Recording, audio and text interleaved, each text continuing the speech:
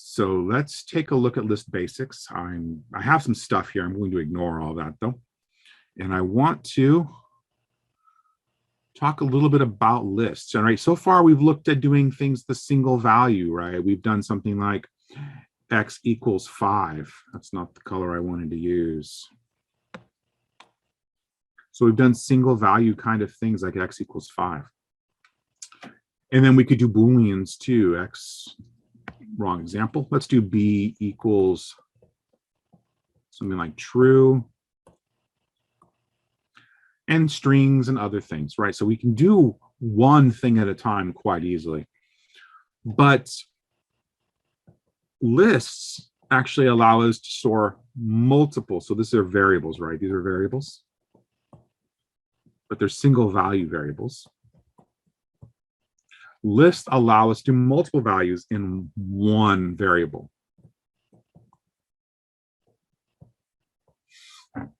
And so we can use that to kind of store something. And another name for lists that you'll see in other languages is called a collection.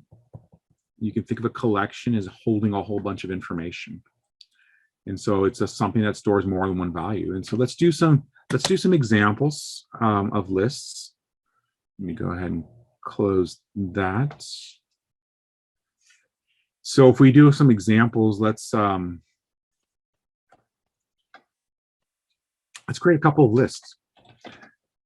Let's say we have two instructors. These are a couple of instructors at UCSD in the CSE department. We have Gerald, who has 3 students in his class, and these are his midterm grades. And then we have Soren, who's the chair of our department, who has 2 students in his class, and he has those 2 grades. And so each of those is a list. And if we were to look at what those lists look like, so if we have grades Gerald,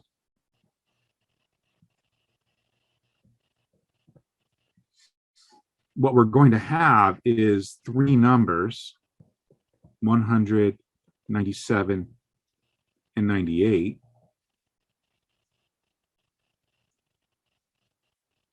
And then grade Soren, we're going to have something similar. That's only going to have 2 numbers, 96 and 100. And so that's what we've created here. And so we have these 2 lists with these different numbers in it, right? And for each one of these is, say, a section of CSE 8A. In fact, they were the instructors for last fall. So that's how we would write them down, right? Using the bracket operator. And then we're able to have these values. And so just to make sure we understand what's what, those belong to those. And so we have these kind of collections now assigned to each one of these variables. We have multiple. And so if we actually type in grades Gerald, we get those 3 numbers back, those 3 exam numbers. And then grades Soren, we get those 2 numbers back. And then we can use the length operator. So if I want to know how many students are in Gerald's section, we get 3. And if I want to know how many students are in Soren's section, I get 2.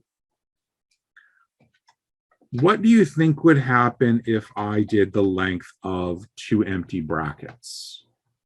What do you think the length of that's going to be?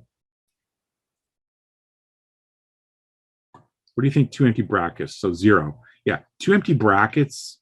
Empty brackets is called the empty list. So if you ever see nothing inside, that's an empty list.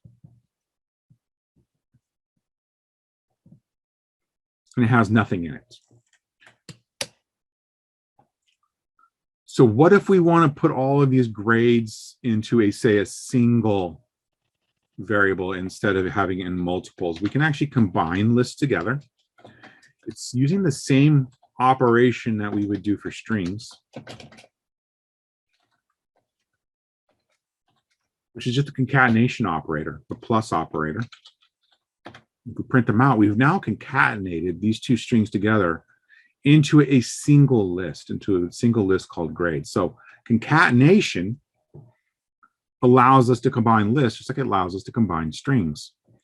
And so now we have grades. And grades is a single list with 5 numbers.